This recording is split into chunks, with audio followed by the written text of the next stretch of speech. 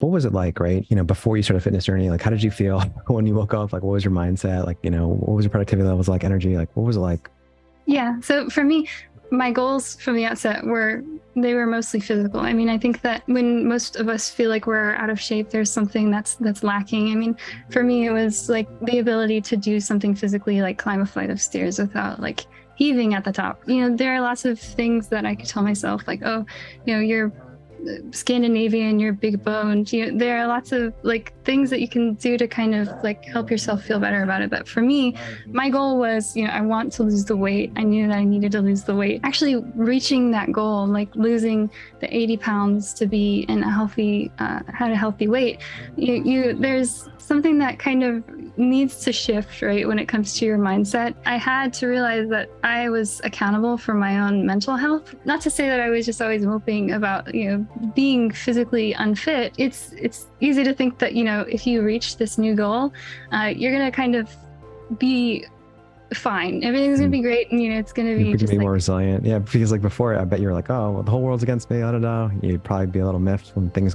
not going your way. But it seems like yeah. you've built a lot of resiliency, and it seems like you wake up with intention, right? And you're more positive. I think that for me, the ambiguity was a big part of it too. Like I thought that I was eating the right things. Like I thought that they talk about like making lighter choices, and there are all these like alternative options that really they're just like advertised as being healthy when really they're junk food. And you think that you're doing the right thing if you don't know much better. I think what you were kind of referring to is like, if you're not enjoying it in the process, like, why do it then, right? And how do you think it impacted you from a stress standpoint, though? You're scaling up your business, like being a small business owner and then kind of having clients, like there's varying levels of stress each day, right? Yeah, I mean, it's definitely like that where trying to reach those goals, it felt like the point. But really, what I had to realize after all of that was that, like you said, the journey is the point. If you're not enjoying the process of getting there, then what's the point? So for me, a huge part of it was reframing what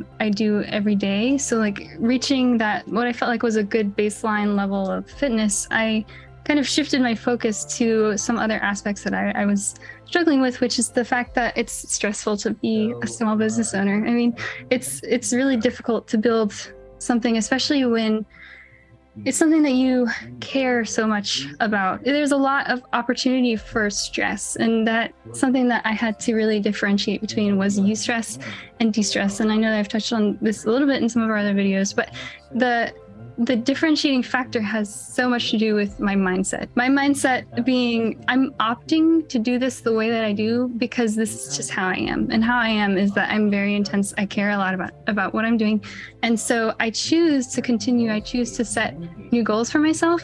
And that creates new challenges. But for me, I had to really kind of like take a step back and realize like, you're not like drowning in this. You're not drowning in your responsibilities. You're opting to do this, and you are continuing to push new boundaries. Yeah. No, but it's interesting that you kind of have those downstream effects, like mindset, like the new identity. The new identity embraces obstacles and challenges and adversity, right? And it's like a game. Like you feel like it's a game. And for me, like my story is a little different. I was a former college athlete, and so I had this identity. When I was a young professional, yeah, I'm an athlete. I got this, right?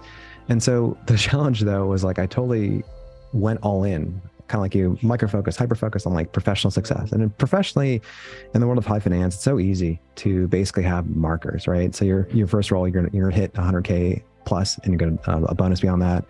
Great. Okay. The next metric is like, are you making $1 million annually? Great. Like, and then $1 million plus. That those metrics were hit, and it's like for me, it wasn't ultimately sustainable, right? Because while I was hitting those professional metrics, I was just making these suboptimal like life choices, right? I wasn't working out, I wasn't eating right, too much in and out, right? These things that just led me to like looking healthy professionally on LinkedIn, but feeling like, total awful, like just terrible, right? I just wasn't doing anything, health-wise, right? And so, yeah, I mean, I think I went through this phase, and this is a little embarrassing to admit, but like went through this phase of getting fancy cars, like, a Ferrari for one example, a BMW i8, and the funny thing was like, I realized after I got these, I like not immediately, but a few days later, I'd be getting buyer's remorse, right? And it's just like, and little things would set me off. This is super embarrassing to admit, but I would see like somebody with a Rolls Royce or Bugatti, like somebody like saw a car that's much nicer, and I'd be like, and like just set off, and you're just like, why, right? And I realized in retrospect, I was really just trying to kind of, paper over the issues I had with like my health. And this is kind of tough to admit, but like, I just didn't like looking at myself in the mirror daily. And it's just like, I viewed myself as an athlete, right? I thought I was an athlete, but when I look at myself in the mirror in the morning, I was like, where are they at? So and so I think that had some issues with me downstream, and, mentally, like and this is like a really funny photo. It's true though. Like mentally, I was just like, always like downstream, not really happy all the time. This is like the worst when I was a total blob. Today, thanks to Dr. Ryan's intervention, it took time. It didn't happen overnight, but today I'm like back normally. I didn't realize that getting abs like for the first time in decades would have such it sounds very vain, but it have such downstream effects on like my mental state. Like I feel like I'm more stable, more happier, like more positive. And when things go wrong, right? L's, we call them losses.